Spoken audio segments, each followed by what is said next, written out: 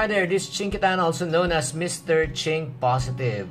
The topic that I would like to discuss for you in my video blog today is called Anay Busters. May mga anay ba kayong sa bahay? Whether you like it or not, nobody likes anay or termites in their house. Ganon din po sa buhay, wala rin taong gustong mga taong naninira sa kanila. Ikaw ba ay nasisiraan na ng ibang tao? Mabait sila sa kaharap mo, pero pag ikaw naman ay nakatalikod, ay nako, sasaksakin ka na lang ng basta-basta, no? Nananahimik ka pero ginagawan ka ng kwento at ng issue. Binabaliktad pa at pinapalabas na ikaw may mali at may kasalanan, kahit sila naman ang talagang may kasalanan. Ayaw kang tigilan at wala nang iba kundi ibang kung ginawa, kung di hanapan ka na lang ng pagkakamali. Alam mo, unfortunately, sadyang may mga taong talagang mapanirang puri, parang may mga anay sila, parang sila mga anay unting-unti na sinisira ang buhay mo na hindi mo namamalayan. Kapag hindi mo inagapan ang anay sa bahay, ito po ay kakalat at talagang magigiba ang ating bahay. Ganun din, kapag hindi rin natin inagapan, ika nga itong mga taong ito, no? Masisira naman hindi ang ating bahay, kundi ang ating buhay. Question: ano kaya maaari natin gawin sa mga taong naninira sa atin? When I say naninira, itong ibig sabihin talaga yung mga pawang katotohanan lang, ha? Hindi yung talagang minsan meron talagang mga ibang tao na talagang iba ang agenda, na talagang gusto lang nila sila ang sumikat. So what can we do? First, okay, let me suggest. Number one, you got to ignore them. Minsan, ang mga taong ito ay nagagawa lang dahil sila ay KSP. Alam mo yung KSP, kulang sa pansin. The more na actually napatulan natin sila, the more na nag-enjoy sila sa ginagawa nila. It's just like dousing more gasoline into the fire. The more it becomes bigger, the more that they would enjoy. Kaya sometimes, the best thing to do, the best defense is to what? Just ignore them. Mapapagod din sila. Lalo na kung talagang wala namang basehan ang dapat yan sabihin. Why should you get affected? Diba? Ba't ka parating nag-iisip? Ba't iisipin mo kung ano sabihin nila, kung ano iisipin nila? Don't give them the pleasure of annoying you. Huwag mo nang pakita na naiinis ka. Ngiti ka lang, smile ka lang. Kapag sinigawan ka, ay magpakumbaba ka, mahinahon kang sumagot, at huwag mong bigyan ng panahon ang mga taong mga nega na ito. Don't give them the pleasure. Don't give in. Number two is what? Kung hindi mo talagang pwede ma-ignore kasi nga talagang masyado na siyang persistent at talagang nakakasira na talaga, you got to confront them. Yan ang isang mga character trait na medyo kulang sa atin mga Pinoy. Natatakot ba tayong mag-confront? Well, whether you like it or not, pag sobra ng paninira, then it's time to do this in a what?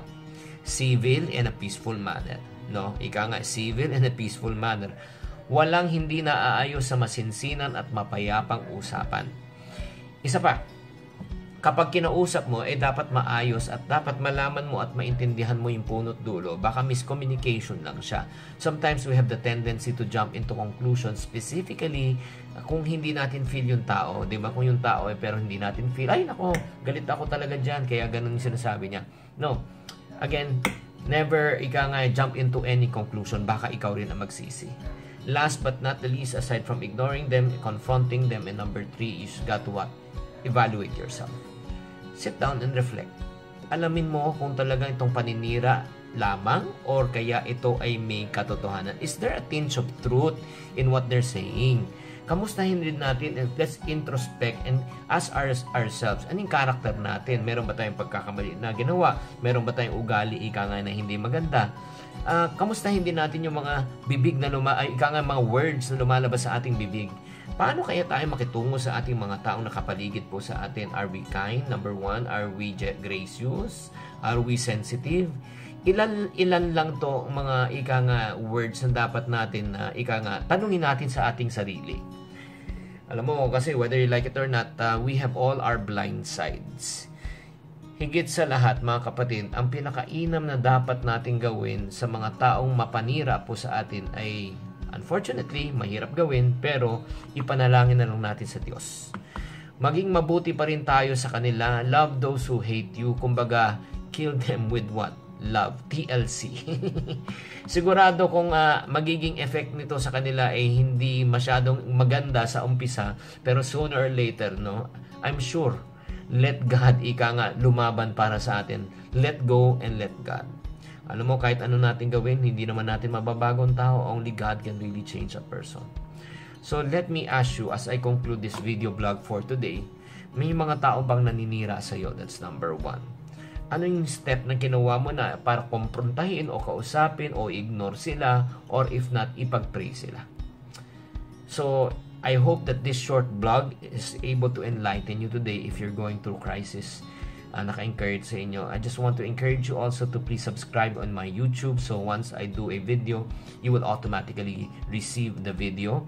And then number 2, if you like this, please also share it with other people. Number 3, if you're not part of my Facebook account, Twitter account, my Viber account also, please go to Viber, public chat, and follow me there. This is Chinkitan saying, to every problem, there's always a solution. If you're not part of the solution, you're part of the problem. Always think positive.